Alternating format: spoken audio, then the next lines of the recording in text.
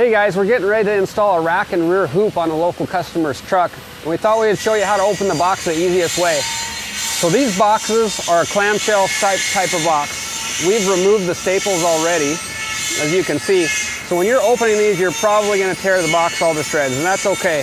But open all three sides that you see the staples in, and then you just flip it open, and then it's wide open. You can see everything in there. So you'll find your headache rack, and then your bed rails out on each side. So this happens to be a rear hoop, in which there's more room in this box for the bed rails. So sometimes it'll come that way. And you can see here a box. Now that's bubble wrapped up real well, but in there is your hardware and your install instructions. So that's usually attached to one of the bed rails. Now the one thing that we don't want to do here when you're opening so something doesn't end up stuck in the box is open just the end of the box. If this was closed and you opened just the end and tried to slide everything out, we have a lot of this stuff taped inside the box to keep it in its best position. So go ahead and open the whole box so you can see everything here.